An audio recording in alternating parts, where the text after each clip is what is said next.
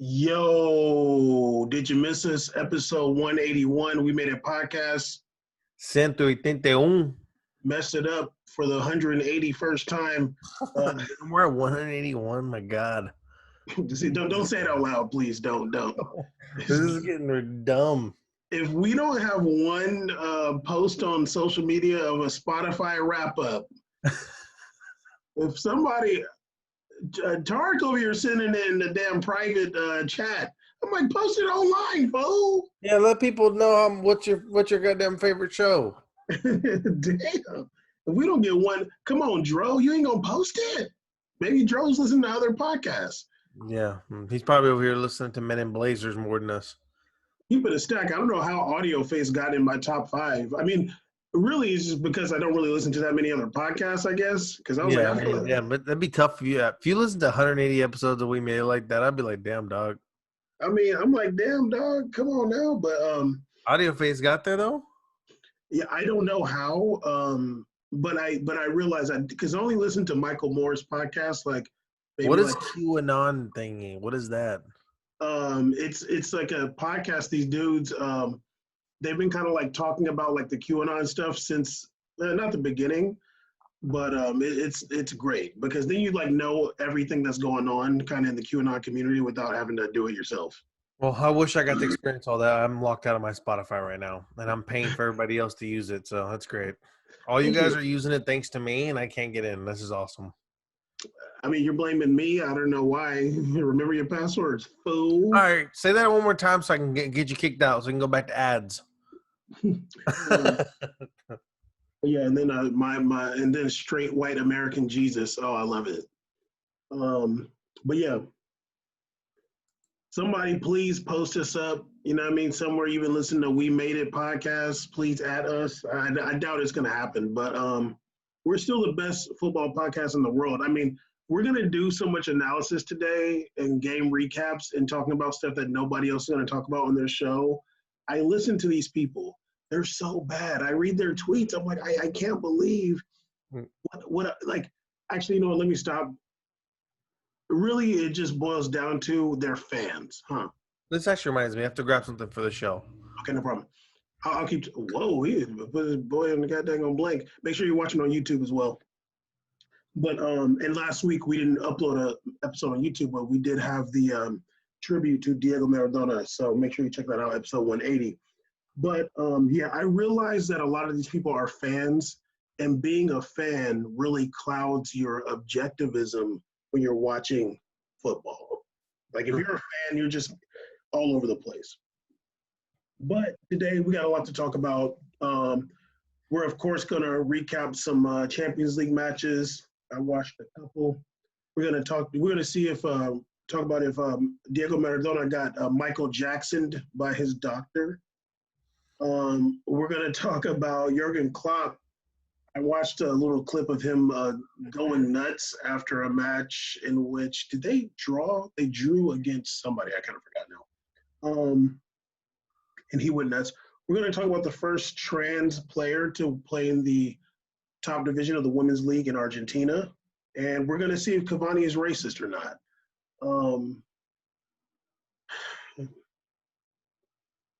Hey, how you doing? Doing good.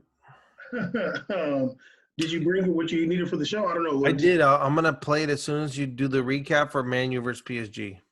I'm already scared.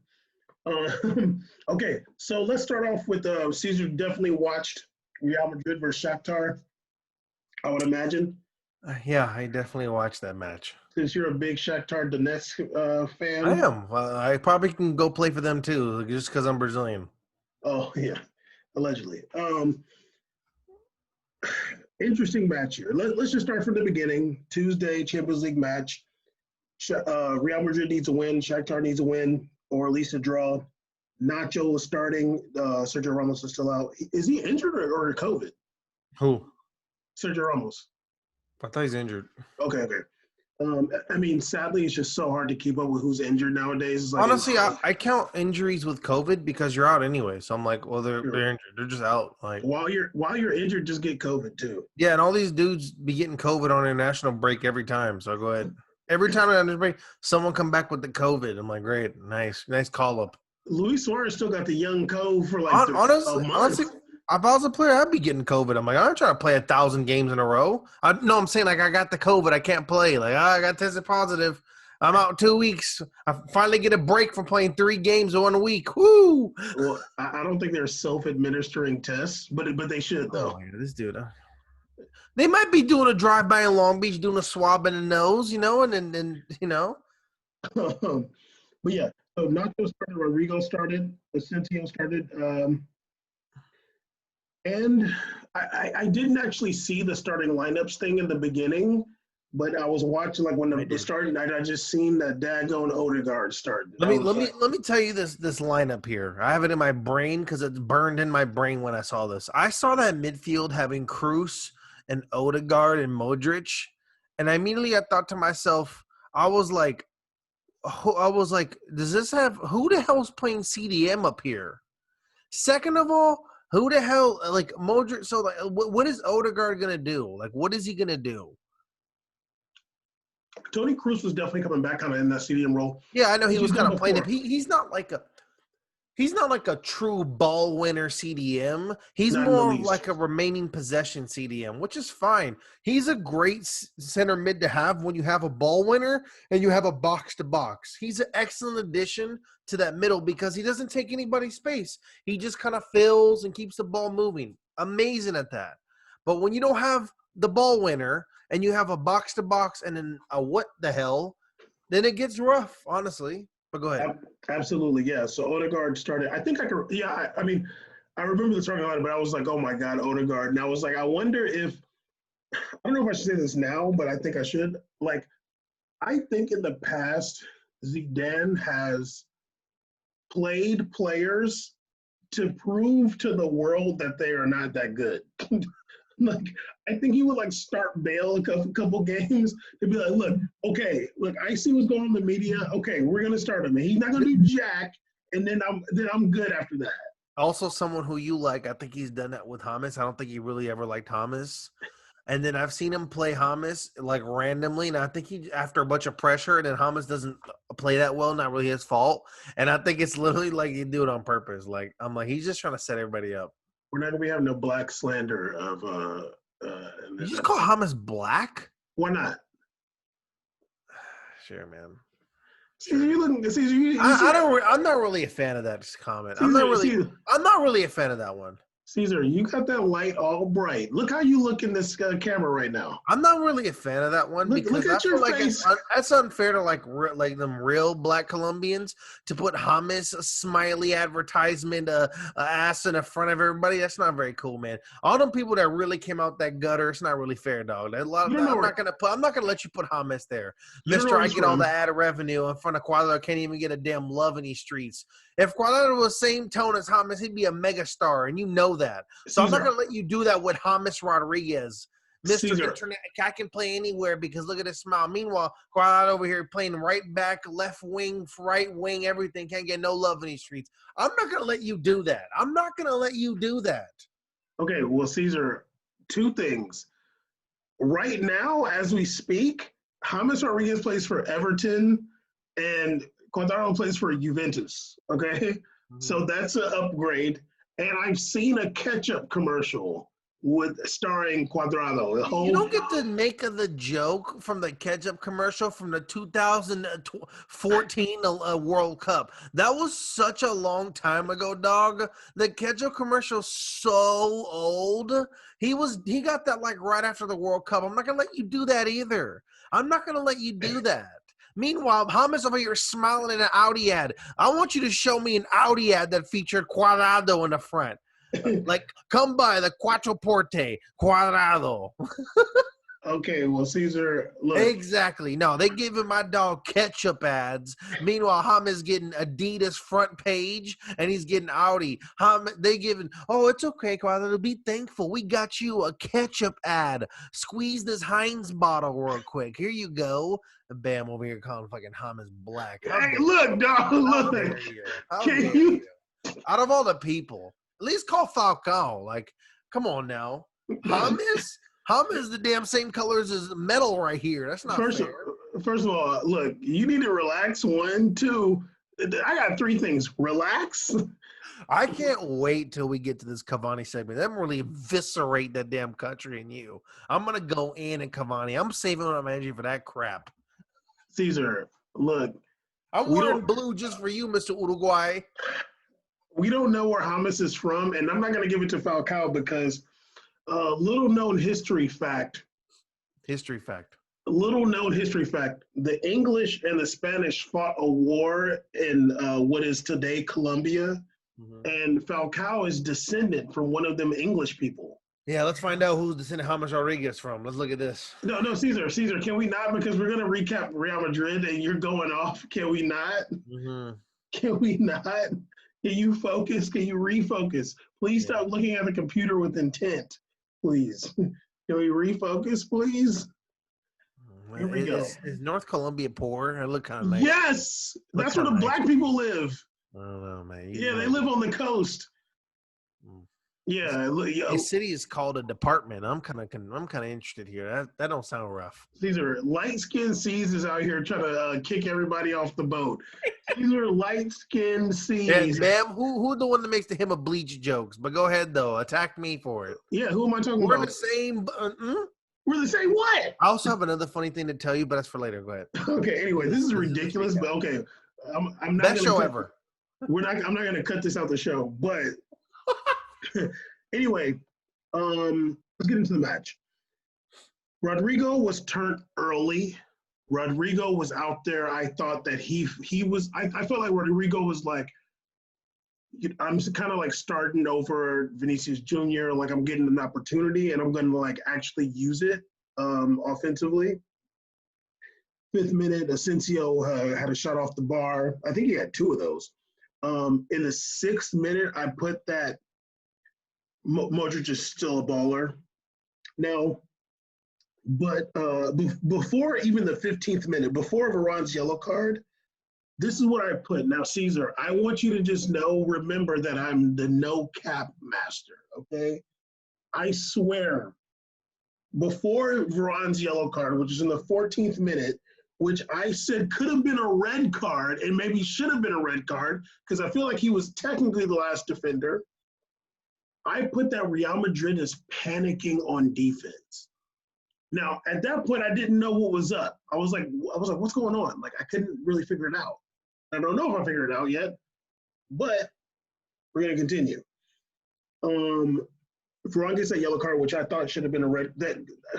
It could have been a red card in the low. Not much going on in the first half. There was another shot by Asensio that was really close to going in. It was saved. Rodrigo was playing some good defense. In the 42nd minute, it started snowing. And then halftime, it went 0-0. What's up? Snowing? Yeah, it was snowing. It didn't look like snow to me. No, it was dead snowing, dog. Oh, I didn't notice the snow. I didn't think I saw it. I couldn't really see it on camera. Yeah. Because I was watching on my iPad while I was working. Okay, well, you got the iPad life. Okay, I thought it was supposed to be clear. Clear? Yeah. What does that mean? Ain't the iPad 4K or whatever? No, it's an older one. I got a cheap one. But anyway. 4K. Okay, so let's talk about the defensive thing right now. So halftime 0-0. Before this is, I wrote this before even Denturzinho scored for Shaktar. Dental Workinho. Who have a fun fact about him? Okay, we'll say it when we talk about that goal.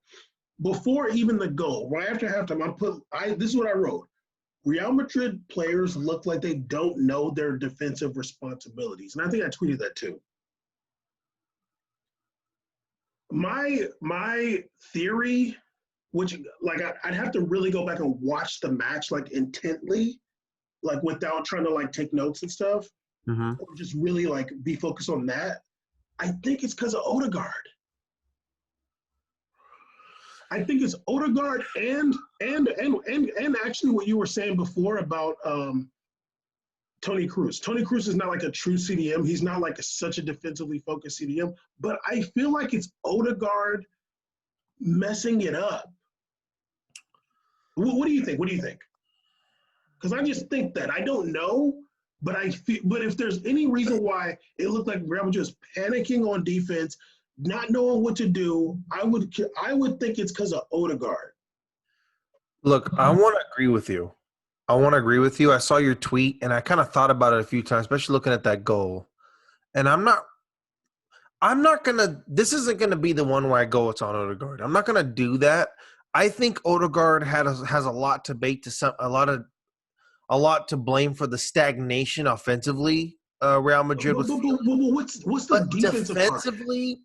I don't really think so necessarily defensively. I don't want to say necessarily blame him, because why are you expecting Odegaard to be the one who becomes the ball winner in that midfield lineup? That's kind of the last person I would expect to be the one to do that. No, I'm not saying anything, that he seemed to be in more of an offensive role than that defensive role. No, I'm not saying that he's going to be the ball winner. I'm thinking that Odegaard is the reason why the defensive shape was off, because Odegaard doesn't play very often, and Odegaard is not like defensive minded at all. So now if you have Valverde, Kroos, Modric, you got three people that, like, you got two that don't play some defense. Modric plays some defense, Valverde plays some defense. And Kroos will like kind of play defense. I feel like Odegaard was just messing up the shape of the defense. Like, obviously everybody defends. Obviously, like in the match, everybody's defending to some extent. Odegaard is slow. One, he's slow. And I just feel like, I mean, once again, I don't know this for sure. And then I'm tempted to go back and watch the match again. I'm tempted to do that. It's not really worth it because it's Martin Odegaard. But I feel like if you're just thinking like, okay, what's the deal? Because obviously both of us have watched a million Real Madrid matches. Yeah. Like, what's the issue? They never play like that. They never be like panicking on defense like that. Where it's like, yo, like one of them goes out, there was like four people next to one dude. I'm like, what's going on? And I feel like Odegaard is the one throwing it off. Was the one throwing it off. Yeah, I think that, I don't know, man. I'm having a hard time accepting, because if the lineup is missing, I think, integral parts of it in terms of defensive winners, it's like I would expect that to happen if Odegaard is the guy we're going to use in that position. It's like if I don't know. I see what you're saying. If PSG put Verratti at center back where Marquinhos is, or CDM, okay. Yes, Verratti's probably to blame, but is it like to blame?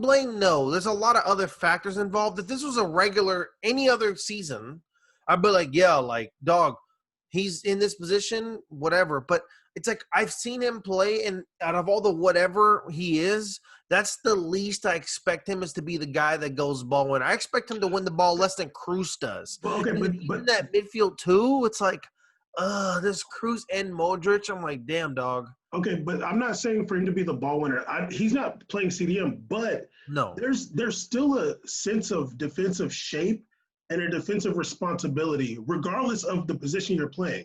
Obviously, if you're the winger, you're going to end up back by the right back or the left back. That's not necessarily your position, but like you're going to end up down there. You might end up in the box defending.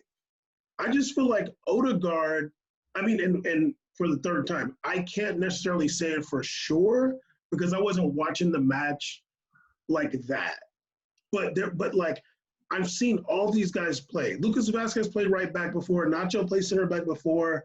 And also the field was kind of crazy. But all these guys have played those positions before. And obviously Odegaard has played in the midfield before. Yeah. But there's just something that was off in a way that I've never really seen happen to Real Madrid. And maybe it was happening in the first match against Shaktar. I can't really remember. But if there was somebody on the field that would make it so, like, Modric might be like, okay, I'm occupying this space, and then something happens where he feel like, oh damn, I'm like, I gotta go cover. Yeah. Or like, or Kroos is like, okay, I gotta go cover because like this person is potentially like not holding his responsibility. if Odegaard is like, obviously Benzema's playing in a center forward role. Mm-hmm. Benzema is just kind of tracking the center back, passing the ball around. If Martin Odegaard is not really like having a defensive role behind him, it's gonna mess things up. And I just feel like there was something going on that was like different. And if there's anybody I would point to, although I don't really have the evidence, but I'm getting close to going back and watching this match again. And if I watched it and I was like, oh no, okay, Odegaard was doing his thing, I'd retract it. But on the surface, I'm kind of leaning towards your boy. Well, you have my CBS login if you want to watch it again. Oh, actually, I didn't even need it. I can watch the games on there. It's kind of weird. You can just go in and watch. I just downloaded it on the TV and I just like, yeah, come watch it. I'm like, okay. I still like to watch it in Spanish if I can. I think I'm more down to come at Odegaard if we have him in that true role where we have Modric out there, we have Casemiro, we have him, and then this is happening. I'm like, dog, this is on you. Like, everybody writes these stupid articles about how you're this wonder kid at now you're and it's been 5 years. You've been to Vitesse, Heaterhugen, whatever, Real Sociedad. You've been all over the team with the stupid hearts in their jerseys. You've been all these damn teams, and people are still acting like you're the 16-year-old that we saw glimpses of at that World Cup wherever he got called up for at 16. It's whatever. You're mad tall now. You're the same speed as Kroos. Are you literally Toni Kroos? Are you Toni Kroos but worse? Because if you're Toni Kroos but worse, I want you to get off the team. I would rather see Guendouzi running around out there. I'd rather see Kongdobi out there. There's so many players I'd rather see out there in that field putting in work. I'd rather see Pogba out there who can't even sniff time at Man U. He would have been so much better because he's at least both ways. There's so many players that I feel like that's the issue I'm having with Real right now. Real Madrid's issue, of course, I'm very hesitant to blame these teams because I hate how the season's going. I absolutely hate it. I actually watch PSG win or lose, and I feel bad for them. I feel bad when PSG loses because I'm like, dog, this isn't fair. Like, this really isn't fair this year. I feel bad for Lyon. They can't even be in Champions League. Like, this is all annoying this year. So when I see this going down, I'm like, it's hard to blame these teams, but at the same time, these rosters, like Real Madrid's roster, what's happening to them is a product of their own thing. It's their own movement. I don't know if they're trying to save money or if they can't get the people they want. They're making their own bed with these lineups. Like, it's just, it is what it is. These injuries are happening, and then we decided to bring back Odegaard after he had a 2-year loan spell deal. We brought him back a year early because everybody was screaming about it, writing articles, and now we're seeing what's going on. Nothing's really changed. What does he put? He hasn't scored for Real yet. What's going on here, dog? I mean, it's really funny to me. Like, I guess, okay, so we're going to talk about managing Madrid also, but let's just get into Dentist Inho scoring that goal. The managing Madrid people were trying to blame Mendy. Like when I saw, like, that was enough for me to be like, okay, like that you're just a fan, dude. I was just like, no, come on, because I had to go through that with PSG talk. Like, oh, like you realize, like, oh, you're a fan. And then when I seen his breakdown of that goal, whoever the guy is, I don't know who he is. OM? Who knows? When I seen the breakdown of that goal by Dentures Inho, like, you're talking about, oh, Mendy's got to clear it. I'm like, dog, like, have you never played sports? The ball hit his foot, dude. We literally seen Varane, like, get out of the way. Like, sometimes things happen like that, but, like, that was a lucky goal for Shaktar, but, dog, you're trying to blame Mendy, dude? Come on now. Like, are you kidding me? I thought that was a really whack one because when I was looking at it, I was like, how are we gonna blame him when it was like It was like rapid fire. Like it almost reminded me of the Marcelo situation where it's like, I'm not really going to blame Marcelo for that one that he gave up a while back when he got that card. I wasn't really trying to blame him for that one. And the same thing with Mendy. I'm like, that's not really on him. I think it's more about the progression leading to the situation. That's who's at fault more than him. I'm not always trying to blame the last line. I'm trying to blame what led to this situation happening. The panic defense. Everything starts with, if there's a chain that leads to a goal, I like to dissect the whole chain. I don't like to just blame the last man. It's always easy to blame goalies or defenders, but it's like the same time, it's like, what did one person do walking over here? What did one person do not come in here? What did one person do doing a stupid play to give this up? There's everything that happens. So I thought it was really, really either distracted or cheap to blame Mendy. Like, were you doing two things at once? Or it was just easy to look at that. I feel like if you really look into the game's analysis, you wouldn't think that was. If I bet if they reviewed tape, there would. If anything, Zidane could be like on Mendy, but he wouldn't be on him. Like he would be like, yeah, that sucked that you couldn't get that, but that's not you weren't the problem. This here, boom, boom, boom, is the problem. Mendy literally intercepted the pass that the dude was doing to the guy that he was on. He intercepted that pass. But all you get, like, you're just trying to do anything for this guy to not get the pass. The ball hit off his left foot. For some reason, Varane, like, got out of the way. I don't know what he was thinking. But then Denturzinho ended up on the ball and he shot it. His name is terrible, but go ahead. Dental Workinho. I would say, can I be the name of the episode? But that's ridiculous. Who's the notable player that Denchio played with before? He played with another player? Yeah, a notable legend. I mean, can I get more than that? He's a World Cup winner, one of the greatest players of all time in history. He played with him. Is he dead? No. How old is Denturzinho? I don't know how old he is. Like 29? Okay. Hold on. Denturzinho. One of the greatest players of all time. And he's fat now. How's that? Okay, Ronaldo? Yeah, he played with Ronaldo. And Corinthians. They both play together. Oh, that's cute. Is that another Nazi team? His Bible team.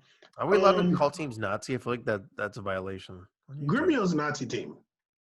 I don't know if we're allowed to call teams Nazi, but I'm down. They rep it. We're going to get a strike for this on YouTube. I'm down. Whatever. They rep it. I mean, that might turn us more up. Anyway, so Denturzinho scored the goal. I was really annoyed that managing that made me realize what managing Madrid is. I was trying to be down. I remember you told me about them before. I was like, okay, they're cool, but like they're and I hate to say it like this, but it's like you're kind of in the business of analysis, but you are a fan. Like we do analysis, like, yeah, we can like teams and like players, but I don't analyze the game as a fan. I analyze the game as like an analyzer. You know what I mean? So, I don't know what you over there doing. Can you tell me? Because you over there, I see that you have no poker face, man. You're over there grinning. Don't let me start guessing on this microphone. Oh, no. Okay, 77th. Okay, 20 minutes. There was really nothing going on. 77th minute, Vinicius Jr., Isco, Mariano Diaz came on for Odegaard, Rodrigo, Benzema. I did do an Odegaard tracker. He didn't really do too much for me. Like, if there was one thing I would criticize Zidane about, and I'm not one to criticize him or to like, oh, he should be fired. Like, it's ridiculous. I just don't understand.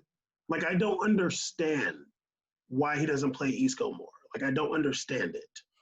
It sucks because I think that even in that situation, I would have thought Isco to be more effective than Odegaard regardless. I would have rather had Isco out there. And Isco to me is more of a workhorse than Odegaard in the field too, regardless if Isco can win the ball or not. He has almost like similar Modric workhorse rate. Like he really works. Isco be winning the ball sometimes. He do. He like I said, Isco, like it's like when Isco comes in from Modric, it's not a huge drop off. It's almost like this. It's like I'm seeing kind of the same dudes running out there. Like they both put in work. They're both except one is a little bit more creative offensively, but Modric just compensates that, but just working a lot harder. Like he runs even harder than him, which is crazy. Yeah, like Modric is like a little faster and quicker, but like Isco is like, I like I just don't understand. Like maybe they don't have the greatest relationship. I don't know.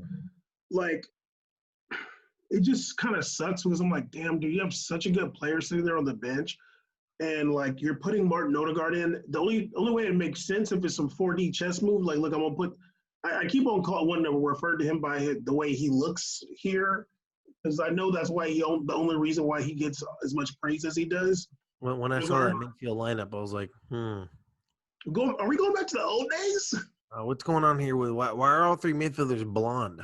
You did, but that like either Zidane could be like, look, I'm just going to prove to you guys that Odegaard is not.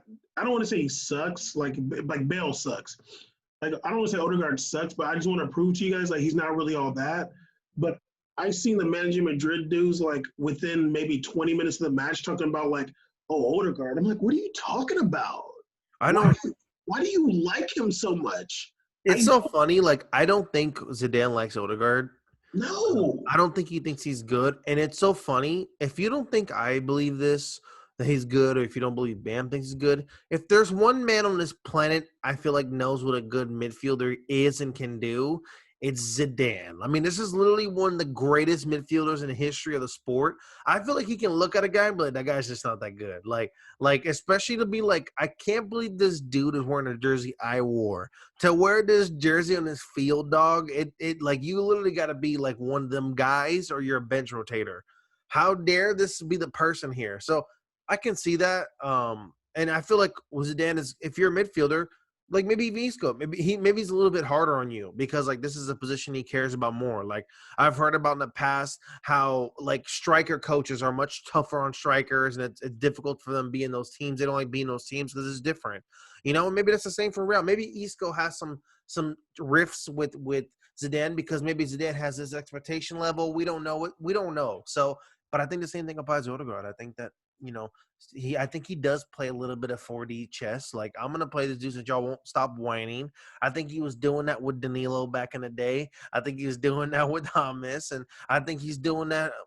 I think he's doing that with Odegaard too because, well, honestly, no. Odegaard's not a 4D chess move. I just don't feel like they have any damn choices. I feel like it's just so rough right now. No, they do. They have Isco. But Isco just played the last game. Did he start? Yeah, he just played the last game, so it makes sense rotation-wise. All right. No one's really out here getting back-to-back starts except for a goalie. I mean, yeah, it's tough out here in these streets, but like, it really is. I mean, they just played on Saturday or something like that. Yeah. Jesus Christ.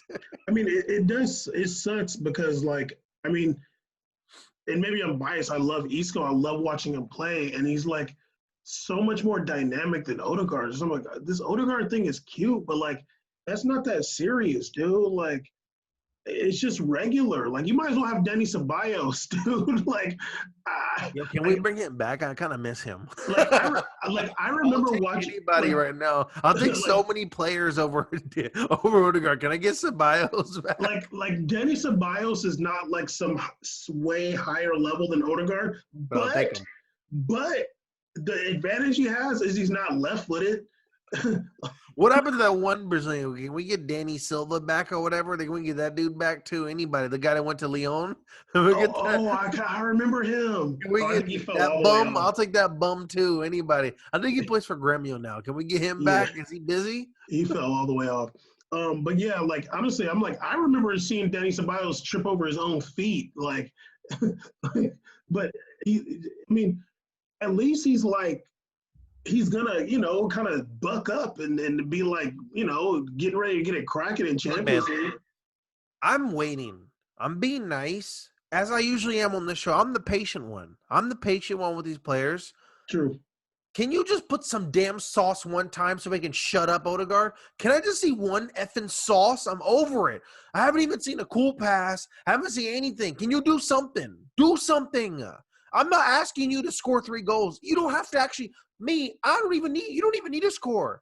But you better set something up to a score or you better get something going because I'm getting over these games where he's starting. And I'm like, oh, yeah, he started, huh? That's what I do. Oh, yeah, he started. Oh, yeah, he's getting subbed out. He ain't done nothing in a minute. Don't let Bam start putting a tracker on you. It'll come, dog. Be careful. I tracked him this match. Dude, the Odegaard tracker is dangerous. Caesar, every match he's played, I did a tracker. Every match I watched him, I did a tracker, and it's never been impressive. I put in the first half 3 good plays, 2 bad plays, but none of them were like anything great. And in the second half, he played 20 minutes, 14 minutes, 30 minutes. He went out in the 77th minute. No, I put nothing. I'm like, you didn't do anything. All right. Like he's just whatever. But whatever. 82nd minute, Shaktar scored again. Real Madrid just there was like some times where they were getting things going, but now they're in a situation where they really need to win. I don't want to go into like their situation though, because after we talk about PSG Man U, then we'll talk about like what's going on in the groups. But yeah, Real Madrid lost 2-0 to Shaktar in Ukraine in the snow. It was kind of cute seeing the snow. I'm like, oh damn, it's snowing. That's cute. I literally didn't see that. I'm kind of mad I didn't. Yeah, I was like, whoa. They were saying it was hella cold, but then it started snowing. I'm like, actually, that's better because it like warms up in the snow. But Big bar. Rain is way worse than snow. And yeah, and also like if it's like just light snow. Heavy snow sucks because the field doesn't absorb the water. It gets really bad there too. But I didn't see anybody else talking about how lumpy that field was. That field was nuts. I mean, I've seen worse. I saw you going crazy about it. It was pretty lumpy, but I didn't think it was the worst I've ever seen. No, it's not the worst I've ever seen, but I'm like it's the worst I've seen in a minute. Like where you actually know, like it's not something I'm gonna notice unless I'm like, damn dog, like this dude the ball shit is. That field was on the lumps. I was like that when Varane got the yellow card when Nacho passed him that ball, I'm like, yo, look how much the ball's like bouncing, dude. Yeah. Like, what's up with this field? Shaktar probably did it on purpose. Anyway, let's get into Man U versus PSG. Big match today. Why did I put the score down? But before you play this match, I was watching the pregame show, and they were talking about how one of the matches had the first female ref in a Champions League match. That was a Juve match. She started talking before I got to it, but I thought it was a really cool message I want to play the audio for. Okay. And also, Caesar, her name is Stephanie. I think it's Frapp or something like that. Yeah. We did feature her when she did her first Ligue 1 match. She was the first female ref in Ligue 1. We did feature her, and we did put her picture on that cover page. We talked about that. They did an entire segment on not really entire segment, but they talked a lot about her. I have this here. 1 second. Do you think I should do the screen share and show it here, the video? I'm not. How about you do the recap while I do that? Oh, you're gonna set it up? I'm gonna download it to my Dropbox to play on the camera. Okay, you wilding out. Okay, anyway, Man U versus PSG. Cavani started after an amazing match against Southampton. Let me show my boy Cavani a little bit of love before we get into him being racist. Yeah, show him a little love before I destroy this man. Go ahead and try. What a true farmer. Go ahead, though. But against Southampton, Cavani came on, I think at halftime, assisted, gave Bruno Fernandes an assist, nice little cross, perfect cross, actually. And then got a brace, 2 headers, and Man U came back to win 3-2 against Southampton, who was ahead of them in the table, actually. So Cavani is showing that he is not washed up in the least. He started this match with Martial. It was up top. It was they're sticking with that 4-2-3-1. I definitely thought that Pogba was injured when he started like warming up. I'm like, what the heck? That's not Pogba? What are you doing, Fred, out here? That was the dumbest thing I ever seen. Like when I saw the Fred, I'm like, what are we really doing out here? Why is Pogba not playing? I thought he was hurt. I'm like, oh wait, what the heck? He's there. So up top it was Rashford, Bruno Fernandes, Martial with the Cavani tip of the spear. PSG started Moises Kean, Neymar, Mbappe up top. I seen somebody on PSG talking. Oh no, I think it was Jonathan Johnson saying that they're playing Kean instead of Di Maria, and I'm like, I don't really understand that because they don't play the same position. So like, I don't get what you're trying to tell me. Like Keane, and I think I replied, I'm like, well, that's weird if Moise Keane going to be playing on the wing where Di Maria will be playing. Like, what's going on here? I just don't get it sometimes. I'm like, yo, like, you're a paid professional. Why are you saying Keane is starting over Di Maria? Yeah, it's really dumb terminology. That's like saying, well, Nacho started in place of Casemiro today. Like, and then you look and it's like, well, actually, they changed the whole formation, so it's not really in the place of him. You dumbass. Like, I just can't. I don't understand sometimes. Like, this is a paid check mark professional here, and you're saying something that ridiculous. Jonathan Johnson, been watching him for years. So yeah, Keane, Neymar, and Mbappe, they took a knee before the match started, which was cute. EPL is doing that. In honor of what Cavani said. Say what? In honor of what Cavani said, they took a knee. This guy, I mean, it's funny because like Caesar is from South America, so you already know what's the deal. But this dude gonna act brand new because he's light skinned now. That's what I'm acting like. Look at the man tearing us down. I got the video by the way. Whenever you want to play it. Okay, let's wait till halftime. Okay. In the third minute, I thought Neymar was hurt. He was like limping around. Okay, so this is actually great because you were just saying how you don't like to just look at like the last part of the goal. Like if when the team goes, you got to look at what happens before it. Perfect. 6 minute. Man U is like going down on the run. It's like Rashford's on the ball.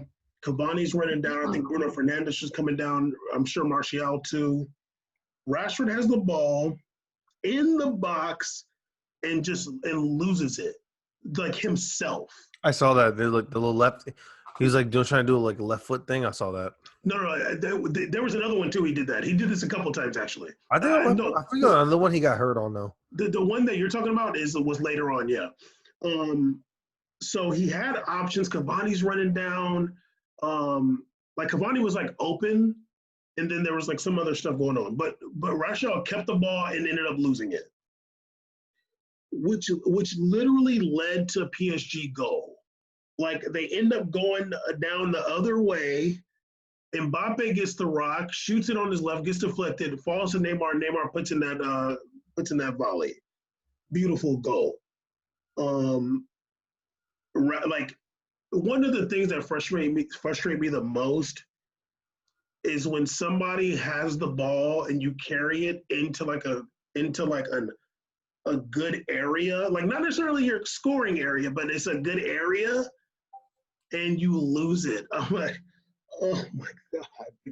If you passed it and it got intercepted or something, like don't take it down and then you lose it yourself, dude. That's 2 years ago, Benzema. 2 years ago, Benzema bring that ball right in there and then lose it. I'm like, I'm going to punch this damn TV screen if you get in that box again and lose the damn ball. And that's like if a center gets the ball and he just gets it stolen. I'm like, what are you doing? No. You know what it's like? It's like a point guard getting it stolen because then you go right there.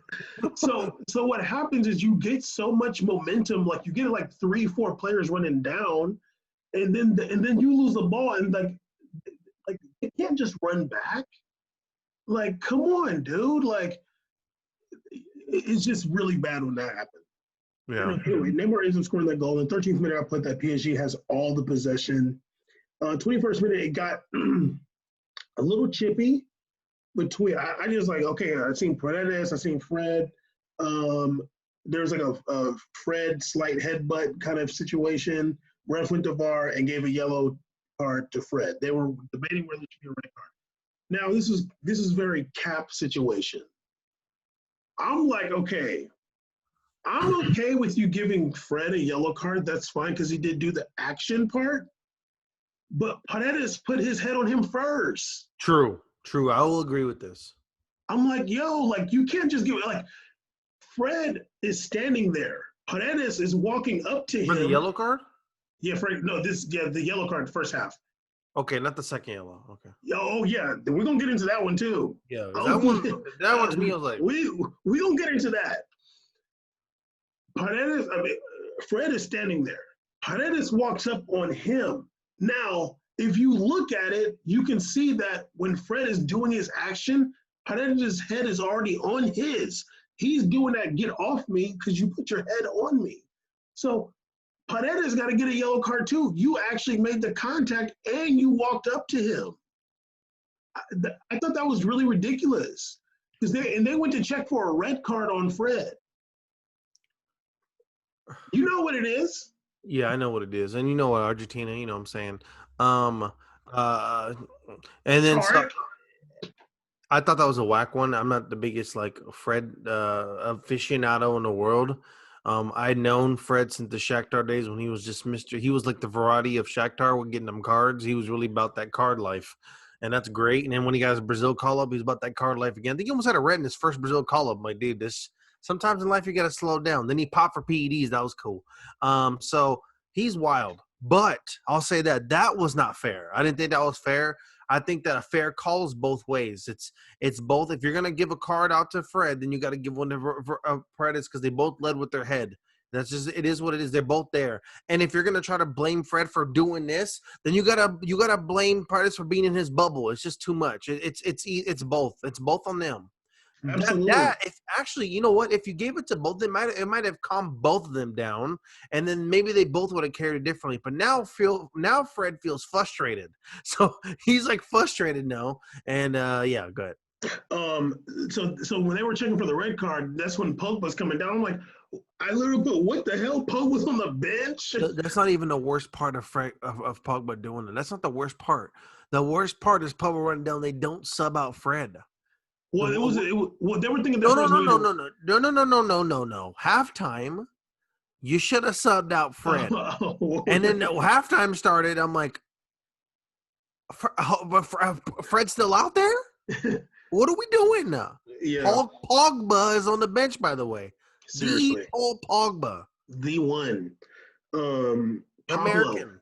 With the daggone Bolivian wife.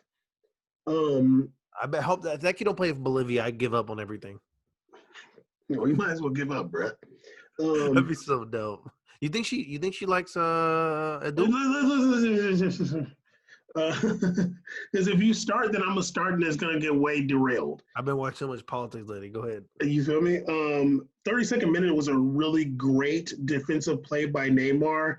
He like went down there, helped win the ball. He was on the ground, he kicked it, but ended up leading to a goal by Rashford. Unfortunately, his teammates couldn't keep the rock for him. Honestly, like Neymar played really, really good. Like he was really. He was balling.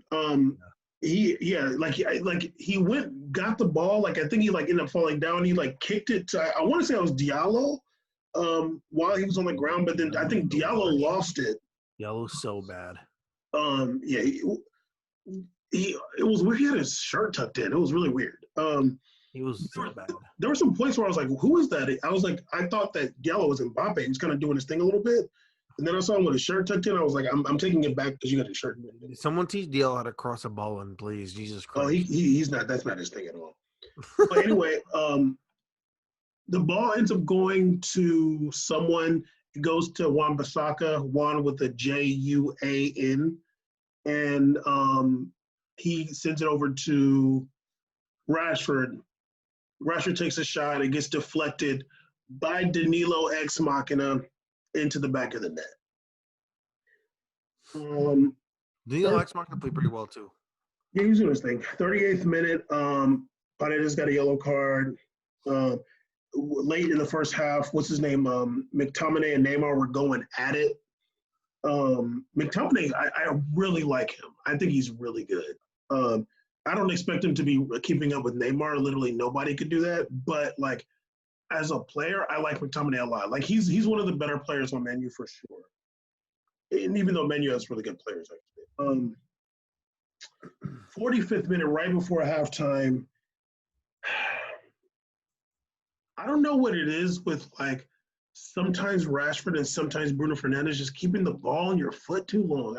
I've seen Bruno Fernandes do this a few times, especially like running down, like when you have a forward next to you, because he had Cavani like right there and he just completely messed it up. I'm like, dog, just You don't gotta keep dribbling. Just pass it, dude. And I've seen him do that another time. I forgot. It might have been the other PSG match. I can't remember, but like he's keeping the ball on his foot, and it's like Cavani's like there, and he's like trying to stay on sides for so long, and then like Bruno Fernandes passed it all late. You know the annoying part. Pass the ball. The reason they do that is because they both can shoot, so it's irritating that like it's like they can't decide. Like they're like, okay, I can pass it here, but if I just hold it a little longer, I can get this shot off. Meanwhile, you know the worst feeling in the world when you're a striker when you're doing this? Trying to stay on side, like, come on, dog, pass it. It's the worst feeling in the world. And then when they lose it, ooh, that cuts deep. Yes. I was like, dog, Bruno, come on, dude. Like, y'all gotta score goals. Just do the sure thing. Honestly, one thing I think too is because like maybe players aren't used to playing with like a real center forward or like a center the real kind of like this is the player that needs to get a lot of shots. You know what I mean? Like if I'm a midfielder, let me just say this. Like if I'm a midfielder or whatever, like and I'm looking at like this is the like if I'm playing like with you, I'm like you as in Caesar, I'm like, see, this is the guy that's gonna score the goals. Like, I need to give him a lot of opportunities. You know what I mean? Like, I gotta let him shoot the ball a lot. You're not gonna make every one, but like his mindset is like he's only gonna feel like he had a good game if he scored goals. So like, let me feed it to him. And like, if you're a guy like Bruno Fernandes has been playing with Martial. Martial's not a real striker like that, like a real center forward. You're playing with Rashford, like you're playing with these guys like who like to dribble and stuff like that. But like Cavani or like Giroud, like some of these guys are like real center forwards. They need to shoot the rock. Like yeah. I feel like you can shoot too. Like that's cool, but like you know. I agree with that. I think that, but a lot of it also, I think that some. Like the cams nowadays kind of don't really have a good awareness of like their own skill level. I think a lot of guys think that they're like Neymar, or they think that like they're Mbappe, or not even Neymar. Neymar's like honestly, I think even better than him when it comes to like dribbling and one-on-ones. Like a lot of them think they have that retention ability. I know you call him a certified ball loser, whatever the hell you want to call him. You call Neymar that, whatever. No. See, this is why I gotta be here. I said Neymar might be on his way for a few games from last season, but no, Neymar is. So you think Mbappe is better one-on-one than Neymar? I think one-on-one Neymar is, yeah. No, you think Neymar or Mbappe? I think Neymar's better than Mbappe one-on-one. Oh, okay. I thought you were saying Mbappe because I was gonna be like, Don, you are tripping. No, I don't think so at all. I think Neymar's the best one-on-one player on the planet. Because you said last week that you thought that Messi and Mbappe and Ronaldo and see, thank you. I was like, wait, what? See, I don't think I ever said that sentence in my life with just those names going on. See how I feel? I wouldn't have counted Messi. I would have said Iñaki, fellow countryman. So, anyways, I keep reminding me. Please remind me at the end of the show to talk about this wild video I watched about Adama Traore. Please remind me about this Hima Bleach video I watched. Hima Bleach. But anyway, you're gonna say like the cams like overthinking your skill level. Like I watch Neymar sometimes. I'm just I don't forget, but I'm constantly reminded about his like 2-footed dribbling ability is so sensational. Like.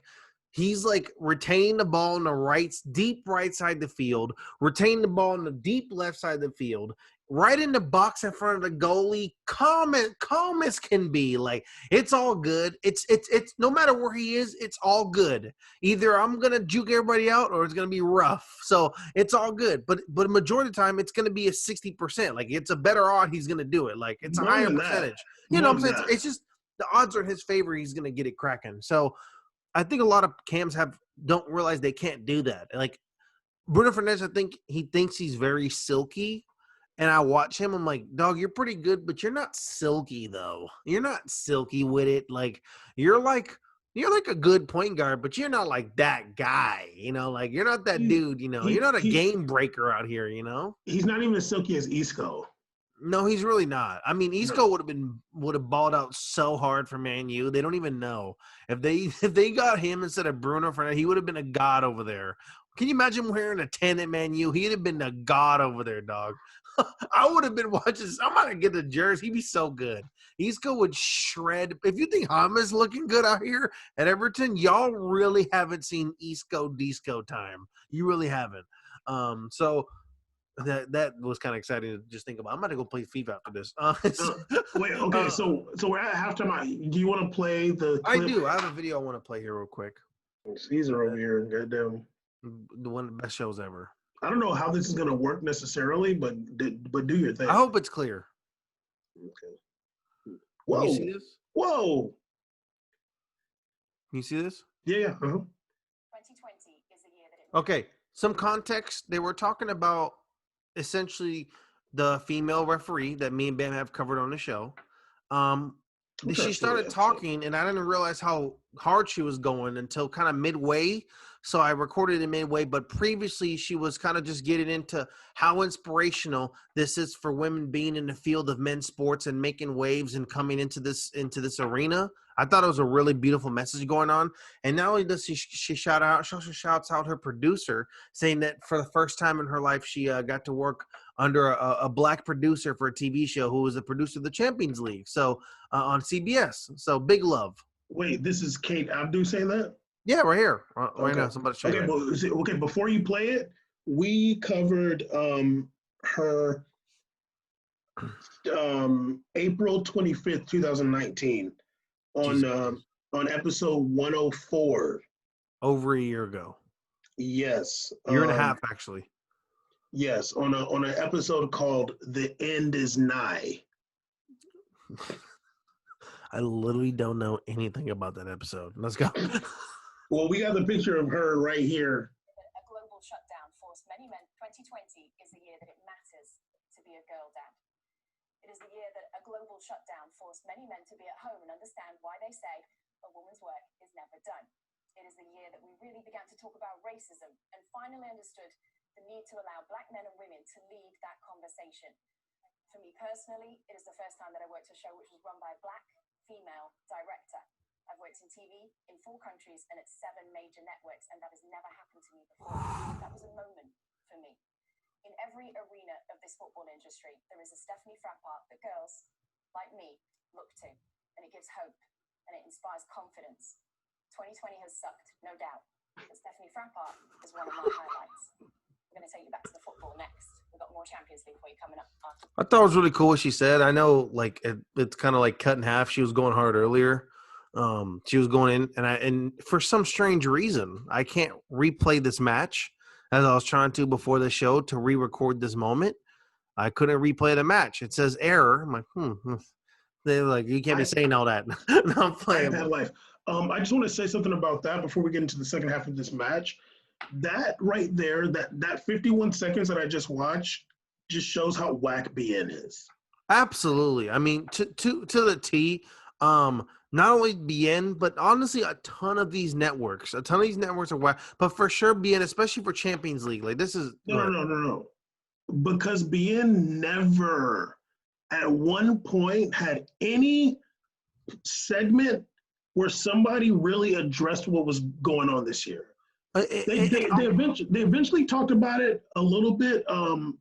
Gabby Amato and Ray Hudson had like a little bit of thing one time, but there was never, like, I seen on ESPN FC, I seen on the MLS people, I seen on CBS, I've seen on NBC. There was never a point where they were like, we're gonna take some time to talk about this issue. Not once. Two things. Number one, not only the best thing about this segment is that she was not let in by a male. The cameras opened up after a scene. She just started talking and they closed after that. It was just all her beginning to end, a full 1 minute and 30 second segment and then back to commercial break. absolutely love that. There's no cut in. There's no comment from the other guys. The guys aren't even shown on here. It's just her. And then they come back and the guys are talking about the match with her there. But they didn't, no cut-ins that let her do it. They showed clips of this black director I would have never known in my life. Awesome they did that. It gave me goosebumps. I have goosebumps right now. It gave me goosebumps watching it. I thought it was beautiful. Also, email us back. That was no, it was really dope. And then also another thing, they had also a black female sideline reporter who was there with your boy from Ligon, from not your boy, but the guy who does the French coverage on ESPN. I forgot his name. Jonathan Johnson. No. Oh, the other guy. I know you're talking about. Yeah. So it was really cool because she brought out a great point saying that she thought that the biggest thing that Man U could do in halftime was take out Fred. And they didn't. Fred got a red card. But so I thought this was a really cool moment. But go ahead. Yeah. Once again, it's really dope that this has been happening. Probably the only people that didn't benefit from the super duper blackness is us. But yeah, no. I mean, it's I'm gonna DM her. Yeah, go for it. Your video was literally amazing, inspirational. I wish you was. Please let her know we talked about it on this episode. But yeah, it just shows like being really missed the mark when it came to this year and this summer. And it was really a shame. Like honestly, like I'm still kind of like, damn dog, like y'all are kind of like whack, dude. Like, and I feel like there's still kind of. You know what? Let me stop. Let me get back into PSG. The longest recaps of all time. Let's go. Okay, so halftime it was 1-1. Starting the second half, 49th minute, Martial misses a shot that was like, I don't want to call it a sitter. I'm sure everybody else wants to call it a sitter, but it was pretty close to the goal. It was coming pretty freaking sitter, dog. You call it a sitter? It's a sitter, dog. Okay. I'm sorry, dude. It's like you're. Come on, man. Come on. It wasn't as much of a sitter as the Raheem Sterling one. No, Raheem Sterling one is. He still dreams about that. But go ahead. That's literally his fault now. But go ahead. Okay, so it was a really good. Why you gotta bring the Raheem Sterling? That make me sad. That was an annoying moment. I was so mad. I was gonna say it's a racist, but it has to do with the religion. But go ahead though. Hey, I was like, really? Is this how you do us? Like, come on now. I don't know who's us, but I was going for Leon, so I didn't care. But no Black Lives Matter on the jersey, Leon. Go ahead though. But Memphis Depay album just dropped. One black guy, and they're all of a sudden Black Lives Matter. I'm playing. Okay, there's like 3. Nice. Okay, 4 because Anthony Lopes counts, right? Lopes counts. Can you stop? But Memphis Depay album just dropped though. We don't care. Go ahead. Wow, we made it. Gabby Amato said his music's whack. What does she know? She's Portuguese, by the way. Explains. But yeah, it was a really good move. Cavani and Rashford were involved. It was like I'm down for somebody to call it a sitter. Like I'm down. I didn't think it was like such a sitter just because it was coming so fast. But this is me being nice. It's like, here's the space and this is your spot. Come on, dog. Like it's just like, yeah, like what? You didn't even. I would have rather him airballed it to the right. It's just like you might as well just kick it to him, like pass it up there. Yeah, it was kind of a sitter. It's not the worst sitter, but it counts as a sitter, dog. I'm sorry. All right, I'm down. 56th minute, Bruno Fernandes messed up another counter. He had Cavani open to his left, I want to say. Then right after that, you had Cavani chip that went off the bar. Oh God. Caesar, when I seen it go in the air, I was like, oh. Me too. I was like, this is giving me Falcon flashbacks right now. Falcon flashbacks. I was like, oh my god. I was like, wow, that's what it gets. Love it. But yeah, beautiful. Who I don't know who got him out there, but it was a beautiful attempt. Fell to Martial, who got his shot blocked. Then it kind of went over to the right, and Cavani just couldn't keep it in. But I'm like, damn dog, like you don't got to run no more after that. Like, can you imagine just like chip it almost perfect? Dude. How deflating is that? Also, like, didn't that come off for Martial also? Yeah, he got blocked. Like it came to him, and then his shot got blocked. I'm saying though. Martial. And Martial Rashford might have been doing this on purpose. Investigate. This is a weird match. But they kind of like never mind. In the 62nd minute, I put that Man U has been on PSG ass for like the whole second half up to that point. 64th minute, Marquinhos had a header that just went over the bar. I know, it was a little bit too far behind him. Yeah, like just over the bar. He's like leaning back a little bit.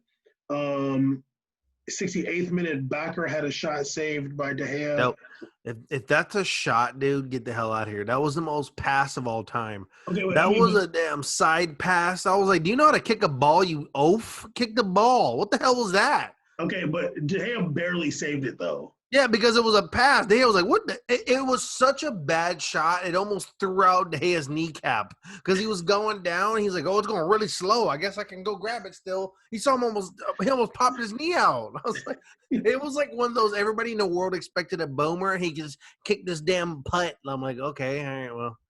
Jesus. I actually like Bakker. I think he's better than Kurzawa for sure. I think if Kurzawa's on your team, so many left backs look good. Like so many people look better than him. Like it's all good. Like if they got PSG should get that Brazilian you like a lot. The one that played for Brazil, that fullback you like. What is his name? That was balling out during Copa America. Oh yeah, the one that didn't like to run up. Babson or something like that. I always forget his name. Oh, Fagner, yeah. Come on, man. What? Caesar, pronounce it how y'all do in Portuguese for real. Fagner. Thank you. So why do you say it like that? I did. I said Fagner. What? Dog? What are we doing here? What are we doing, man? Okay, Fagner. Thank you. It's a German name. Oh. But anyway, that was like the best diss of Kurzawa ever. That's like the best diss. Like if you got Kurzawa on your team, all the left backs look good, dude. Put Di Maria back there. Anybody's gonna ball out at fullback for Kurzawa. You're gonna be looking at anybody like, oh man, okay, like he's like. Yo, I swear, I hope that comes up on YouTube. I hope it does. I don't think it will. It doesn't. It does not. I wish I was screen capping my whole screen. If you screen shared, then you'd ruin my future, but you didn't do that. Anyway, so Bakker's shot was saved. 69th minute, goal, Marquinhos. Corner sent in. Somebody ends up shooting it when it goes out to them. It lands to Diallo, who kind of inadvertently gets it over to Marquinhos, who shoots it in there. You got the complete corner kick cluster F. It's a clusterfuck. You know what? You're fired. How do I get you out of here? The show, dog. Huh?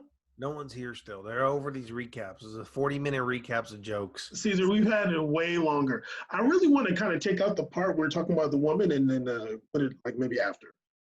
I am going to make a banner today, though. I promise. Caesar's the fakest person ever. I am. I don't even know what a banner is, but go ahead. For the show, like an album cover. Right. So Marquinhos scored is 2-1 at this point.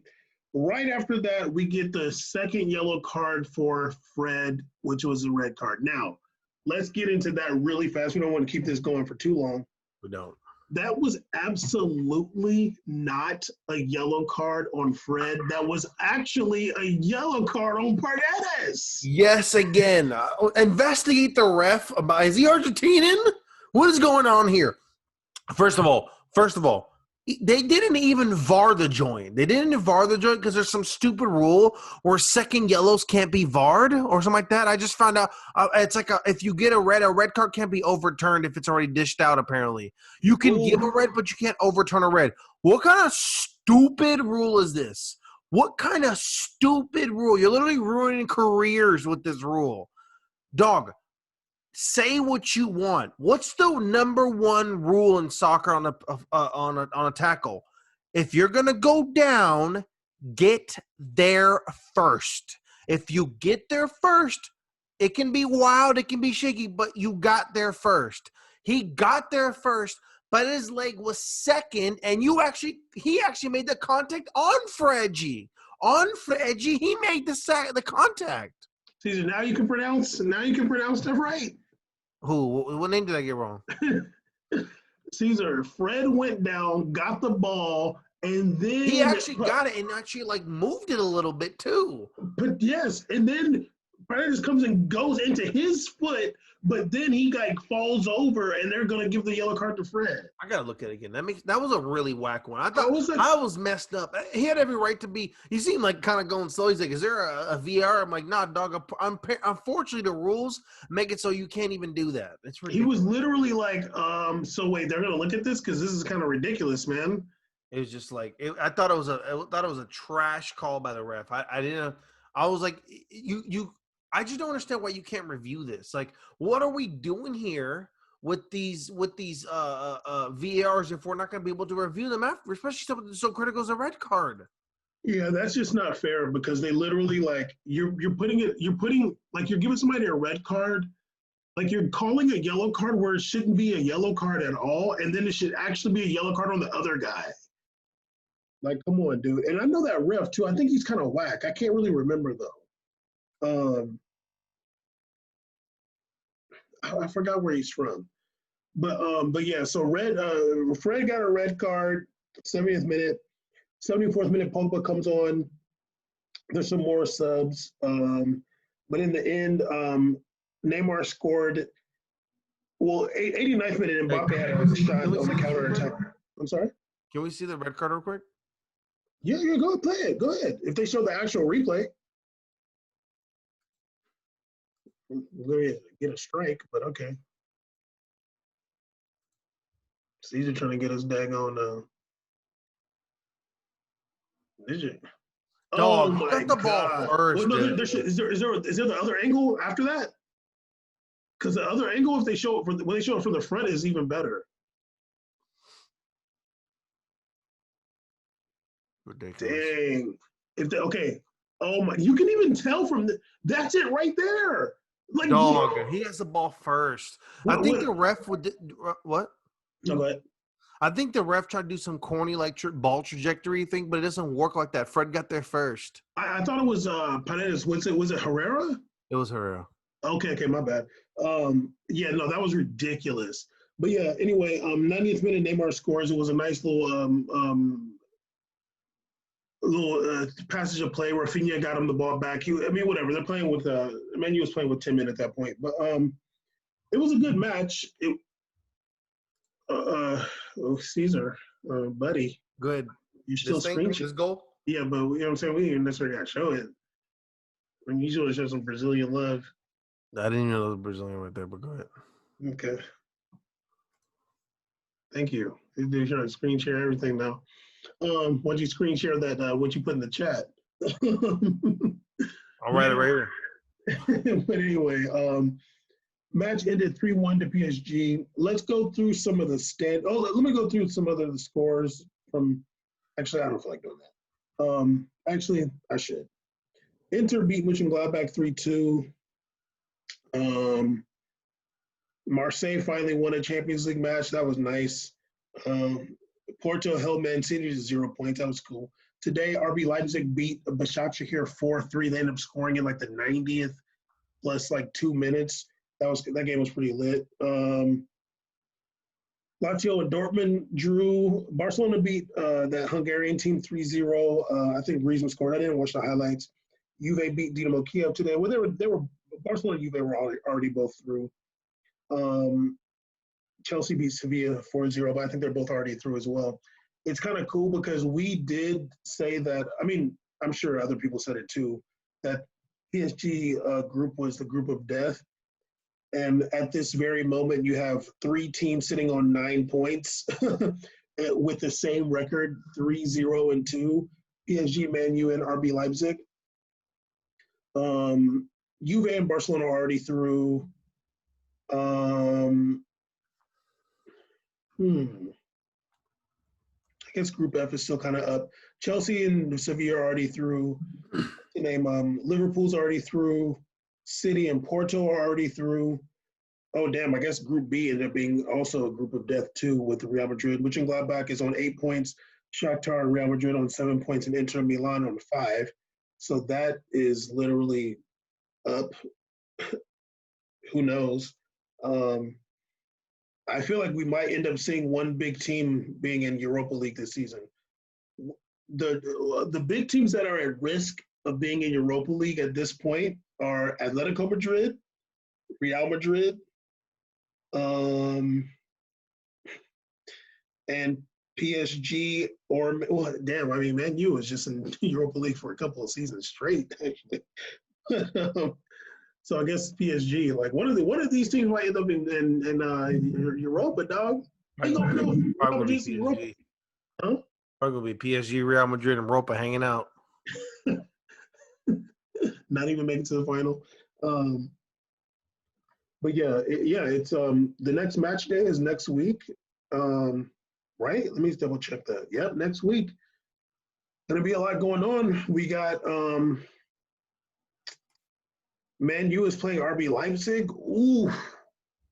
PSG playing Başakşehir, which is like they got kind of lucky, but Başakşehir did beat them, I think.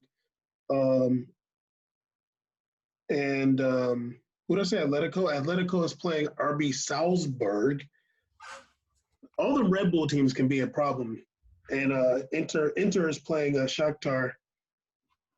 Man, one of these big boys might be heading out.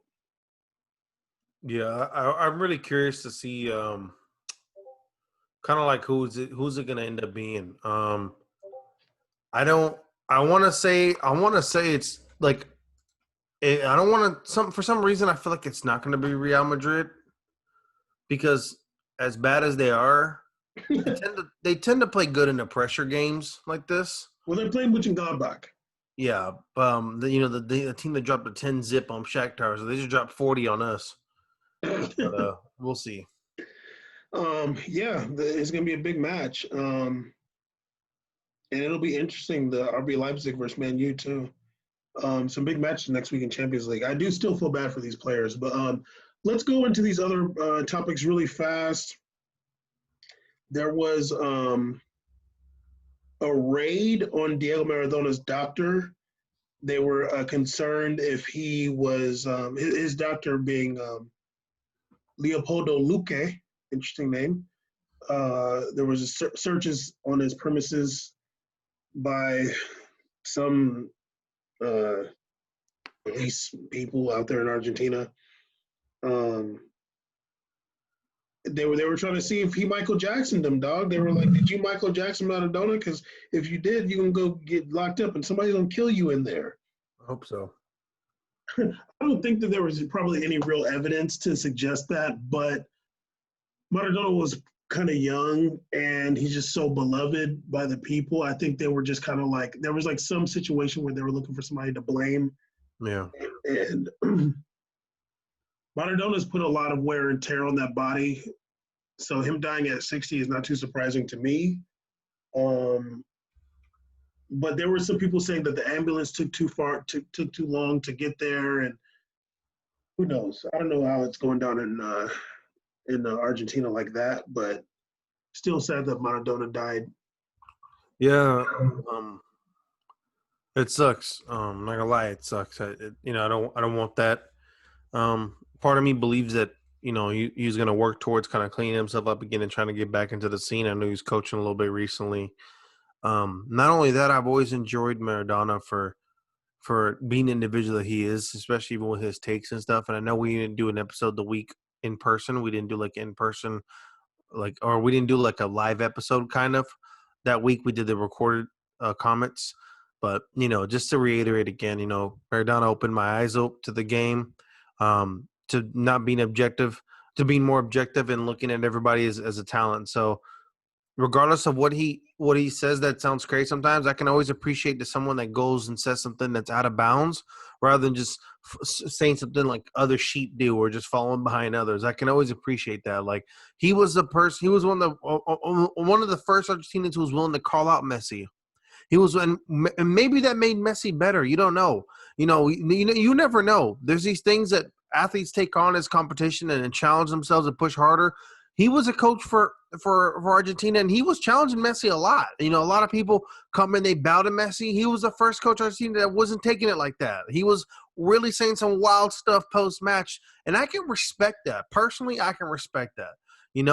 And maybe a part of Messi did, and that's why he did the jersey thing, or maybe did it for clout. I don't know. But R.I.P. Maradona, like forever, you're a real one. Definitely that was for clout. Maradona did not mess with him. And I'm going to say this because it shouldn't have to be said. Everybody talks about the hand of God goal, but let's reiterate once again. In that same match, I can't believe I have to say this is 40 years of video on this. Maradona has one of the greatest World Cup goals of all time. In that same match, they decimated England. So don't try this crap about, he got that cheaters goal situation. After that, buddy, he scored one of the greatest goals in World Cup history. And go look that up, too, while you're looking up the hand of God goal. Hey, it's funny when we did the review of the documentary and we were talking about that goal, I was like, I'm not really that into it because he's left-footed. I don't really care to see some left-footed dude dribbling around everybody. And I was like, England players suck, dude. Like, a bunch of like 6'5" lumberjacks. I'm like, of course he's going to run around them fools. He was getting them good. He destroyed that whole team, Jesus. And I'm also not mad at the hand of God goal. I'd be mad at the ref. But anyway, hopefully he didn't get Michael Jackson. And I don't think that he did. Okay, I'm going to skip actually talking about Jurgen Klopp because all I wanted to say was that the players that I don't know why he's mad at broadcasters, like be mad that you guys didn't go on strike. I do want to talk about this. Mara Gomez, the first trans woman to play in Argentina, it will be making history as the first trans woman to play in the women's first division in Argentina. She's going to be playing in 3 days against Lanús. She'll be playing for Villa San Carlos. Pretty big deal. I guess there's been a long story about her. I don't know how I never heard about her before, but yeah, she's going to be in the highest level of Argentine football. It's pretty exciting. When I was like looking up different, articles about her, and I seen like different outlets, and then I seen one from RT talking about, it's not fair. I'm like, man, what the hell happened to RT, dude? You know what happened to RT? The state stepped in. Well, go ahead. But right, the government was like, "Hey, y'all been chilling a little bit too much here. You feel me? We can read this English now." Stupid. But yeah, it's a pretty big deal, and I wonder if it'll open the door for more trans women to play in other leagues. She's been playing in another league. Okay, so this is like the one paragraph I wanted to read from the article. I guess she had been playing in another league or division, and it seems like she was playing on the Falkland Islands potentially. Or no, maybe not. The gutter league. Yeah. But it was saying that her move was accepted by the Argentine Federation after a testosterone test proved that she had acceptable levels in her blood. Well, what if a Falkland Islands has a team in the Premier League? That'd be dope. Go ahead, though. What if who? What if the Falkland Islands has a team in the Premier League? I mean, that'd be interesting. I'd be like, damn, y'all never heard of global warming though? It's pretty goddamn far, man. Imagine Swansea able to fly down for a game in Falkland Islands. Imagine they make it to Champions League. They got to go to They're gonna Russia. literally Argentinians are gonna burn that stadium down if they were to build one there. They'd be like, "Are you kidding me right now? For England, how dare you?" Look how far that is, dog. Look how far. Look at your map. It's literally at the bottom of that joint right there. It's so low. It's next to where the Patagonia jerseys are, the jacket company. Imagine they're making a Champions League. Got to play against. No, I don't think you can play against Zenit. They gotta go play from Zenit. Oh my god! I would just forfeit. I'm not playing that freaking game, man. Yeah, I don't even know what. I don't know which direction they would go. You probably got to fly to South Africa down there. I don't even know, but that's really dope. Yeah, seeing more inclusion I think it's cool that it's happening in Argentina. I mean, you would expect something like that to happen in the U.S. or somewhere else, but it's cool that it's happening in Argentina. And I wonder if we'll see if she will be the pioneer and kind of open the doors. Of course, there's going to be your detractors, but I feel like there was some level of like, it said they tested her testosterone. I'm not a scientist. I'm not even trying to get into all that. That's not. But I think that they were having some kind of like, okay, like you can play if this, and if that's acceptable for Argentina, like, it should be acceptable for other leagues. I thought this was in line with at the same day, Elliot Page announcing that she's transgender as well. I mean, he's transgender as well too. So it's pretty awesome. It's pretty awesome in both sense. Yeah, that's dope. I don't really know how things work out scientifically. I don't know what they're doing or what the regulations are for the league. But if they find it acceptable, then I find it acceptable. And I don't know if there's like how they made the decision. I don't know if like unions are involved or whatever, and everybody agreed to it. But dope. It's always beautiful to hear the first for something. And even if it maybe doesn't bring even more female players to join in that are transgender, even if that doesn't cause a spark, it's good to have at least the first step towards it, because inclusion is what we need in society nowadays. We don't need exclusion. We don't need to exclude people based upon who they are and they decide to be in life. We need to include people in our lives once they make this big step. Who was your favorite character on Pose? Angel. Boring. Anyway, it's really cool, and hopefully this will open the doors for more transgender women to come out and play. I kind of want to do some more research because I feel like I was seeing something about her only starting to play football like 7 years ago or something like that. But I could be wrong about that. Okay, last topic. Caesar got some smoke for Cavani, apparently. It's going to be all cap, but I'm gonna go ahead and let you go ahead. Actually, no, because you gonna say some ridiculous stuff. I don't want to rebut your lies. Yeah, I'm definitely gonna go. I'm definitely gonna go right wing on this one. Go all. Just let you know, I'm about to go so conservative on this mess. He's about to get eviscerated. Cavani had a message after his amazing game against Southampton. One of his friends had said congratulations on his Instagram, and he reposted the story and said "Gracias, Negrito," which is a term of endearment. And it's also what Luis Suarez's grandmother used to call him when he was a young boy, which I read about. And there were some people that said Cavani ended up deleting it because there were some people that were kind of saying hey, you can't say that. Cavani being from Latin America, along with the other host of this show, there's obviously different languages, different slang, different way people talk. But Cavani did apologize. I mean, this is not the most racist thing. This is not the most racist thing he said. Remember what he said about Jamaica? Yeah, man. That was great. Great African country. Go ahead. That was great. I loved it. Yeah. Why are we surprised about this? We're not. Go ahead. Stupid. But yeah. Go ahead. I was going to say. Continue the Stallion defense. This is a lot less. Remember when last year Bernardo Silva got the one match ban because he said that Mendy looked like that? I don't know what it was, some kind of coon cartoon. And he was like, "Oh, Mendy, you look like this," and like I'm like, "Dog, just relax." But I didn't think I didn't think it deserved a ban. But definitely Dele Alli deserved that ban for that whole thing. Remember when he did the Asian guy at the airport talking about, "Oh, I'm not going to let the Rona get me or Corona get me" before the lockdown? It was like in January, I think it was. He got a one match ban for that too. I don't think that Cavani is going to be getting a ban. If they do, I will be protesting it. No, I'm joking. Go ahead. The reason I have a problem with this because I don't think it's fair that black athletes have to hold a standard to when they speak online. Like they don't be calling each other like nigga and stuff like that on there online. It's all good. But Cavani still calls somebody mi negrito. It's cute.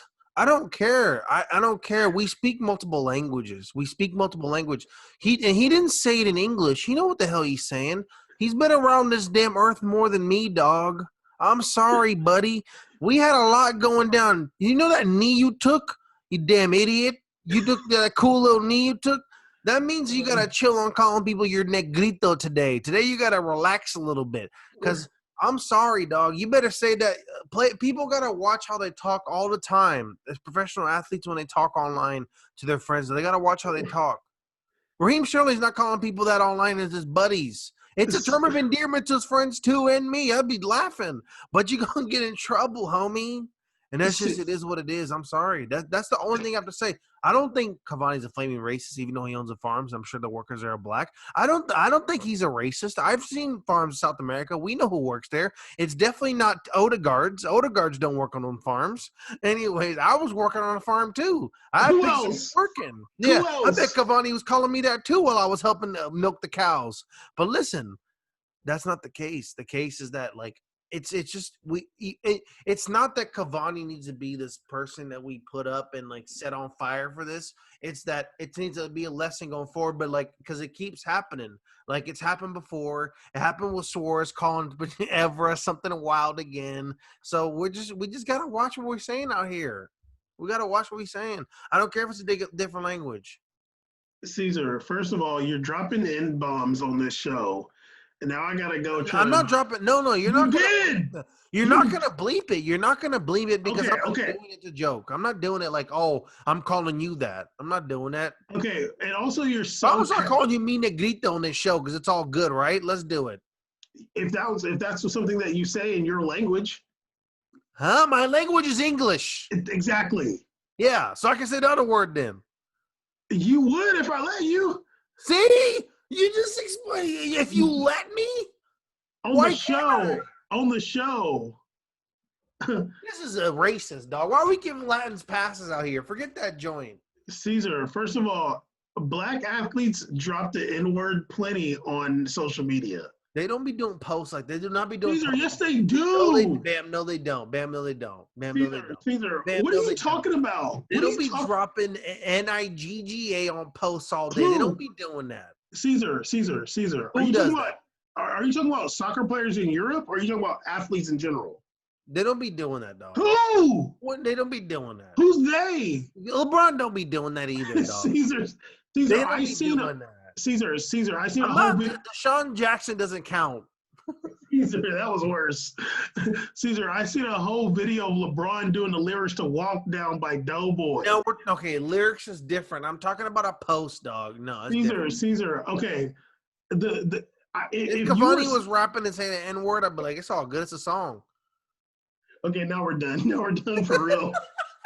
If Cavani is singing the F Donald Trump song and he's saying, the part about me, my Mexicans and all that, that'd be cool. I'm down. Wrap it up, B. Wrap it up.